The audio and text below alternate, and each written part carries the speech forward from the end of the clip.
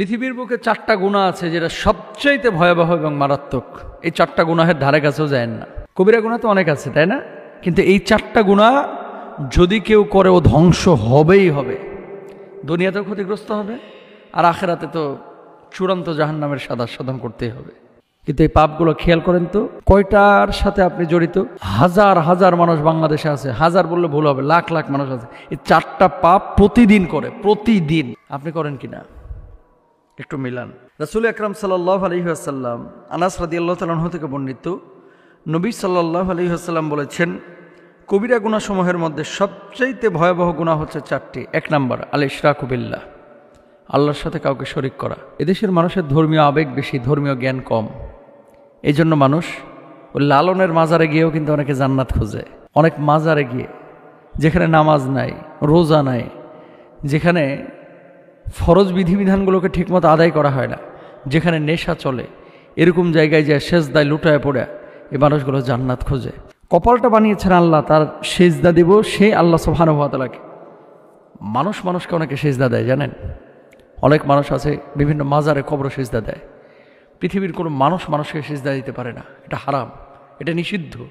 নবী সাল্লাল্লাহু আলাইহি ওয়াসাল্লামকে একজন সাহাবী বললেন, ইয়া রাসূলুল্লাহ, সম্ভবত উনি ইয়ামান থেকে এসেছিলেন, যে আমি আপনাকে অত্যন্ত ভালোবাসি, অত্যন্ত মহব্বত করি, একটু পারমিশন দেন না, আপনাকে একটু সেজদা করে ভক্তি করি, আপনাকে ভালোবাসার প্রদর্শন করি।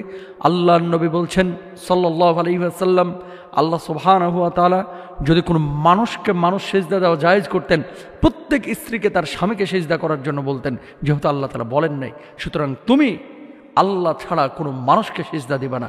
অথচ বাংলার জমিনে অনেক ভণ্ড আছে, যে ভণ্ডরা পায়ের নিচে সেজদা নেয়। ও ভাই, আপনি কার জন্য সেজদা করতেছেন? সেজদাটা মানুষকে করতেছেন। মানুষের সামনে মাথা ঝুঁকাবে না, মাথা উঁচু করে বুক ফুলিয়ে মানুষ চলবে মানুষের সামনে, আর মাথা ঝুঁকাবে একমাত্র আল্লাহর সামনে। শিরিক করেন না, আল্লাহর সাথে কাউকে শরিক করেন না। কি ক্ষতি? লা ইন আশরাকতা লা ইয়াহবাতান্না আমালুক ওয়া লা তাকুনান্না মিনাল খাসিরিন। শিরিকটা করবেন, আপনার অতীতের করা সমস্ত আমলগুলো নষ্ট হয়ে যাবে, ধ্বংস হয়ে যাবে। নামাজ কবুল হবে না, রোজা কবুল হবে না। কেন শিরিক করছেন? ইন্নাহু মাইয়ুশরিক বিল্লাহ ফাকাদ হারামাল্লাহু আলাইহিল জান্নাহ। যে ব্যক্তি শিরিক করবে তার জান্নাত তার জন্য হারাম হয়ে যাবে। তাহলে জান্নাত যদি আপনার জন্য হারাম হয়ে যায়, জাহান্নাম আপনাকে ওয়েলকাম করবে। তো জাহান্নাম যদি ওয়েলকাম করে কি অবস্থা হবে? আগুনে পড়বেন। 1 নাম্বার পাপ, কেউ শিরিক করব না। এরপর আসেন 2 নাম্বার পাপ হচ্ছে অন্যায়ভাবে কোনো মানুষকে হত্যা করা। এটা হচ্ছে পৃথিবীর বুকে নিকৃষ্ট গুনাহের মধ্যে চূড়ান্ত নিকৃষ্ট গুনাহ। ওমাই ইয়াকতুল মুমিনা মুতাআম্মিদান ফাজাযাউহু জাহান্নামু খালিদান ফিহা ওয়া গাদিবাল্লাহু আলাইহি ওয়া লানাহু ওয়া আদরাহু আযাবান আযীমা আযাবান মুহিনা। আল্লাহ সুবহানাহু ওয়া তাআলা কোরআনুল কারীমে বলেছেন, অন্যায়ভাবে কেউ কোনো মুমিনকে হত্যা করলো, কোনো মানুষকে হত্যা করলো, কোনো জীবকে হত্যা করলো, সে যেন গোটা পৃথিবীর মানুষকে হত্যা করে ফেললো। আল্লাহর লানত তার উপরে, আল্লাহর গজব তার উপরে, আল্লাহর আযাব তার উপরে, আল্লাহর ক্রোধ তার উপরে। চূড়ান্তভাবে, স্থায়ীভাবে সে তার আবাসস্থল জাহান্নামকে বানিয়ে নিল। তারপরে জান্নাত নিষিদ্ধ হয়ে যায়। অথচ মাত্র 2000 টাকা, 3000 টাকা, গত বছর দেখেছিলাম কুমিল্লায় 100 টাকার জন্য পিঠের মধ্যে ছুরি ঢোকাইয়া দিচ্ছে, মেরে ফেলাইছে। এরকম ঘটনাও কিন্তু বাংলাদেশে ঘটে। 100 টাকা, ছিনতাই করতে গিয়ে চাপাতি দিয়ে কোপ দিছে ঘাড়ের ওপরে, সাথে সাথে শেষ। এরকম ঘটনাও ঘটে। মানুষকে হত্যা করবেন, মাপ পাবেন না। 2 নাম্বার গেল, কোনো মানুষকে হত্যা করব না আমরা। 3 নাম্বার হচ্ছে বাপ মাকে কষ্ট দেওয়া।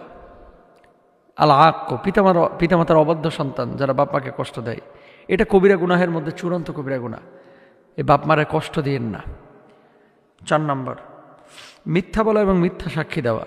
এটা আমাদের বাংলাদেশে একেবারে মাশাআল্লাহ কিছু মিথ্যুক আছে, গুছায় মিথ্যা কথা বলাই এক্সপার্ট, মিথ্যার উপরে অনার্স করেছে, এরকম একটা ভাবসাব। মিথ্যা কথাগুলো যখন বলে মানুষ ধোকার মধ্যে পড়ে যায়। আসলে সত্য বলতেছে না মিথ্যা বলতেছে তারতম্য করতে পারে না।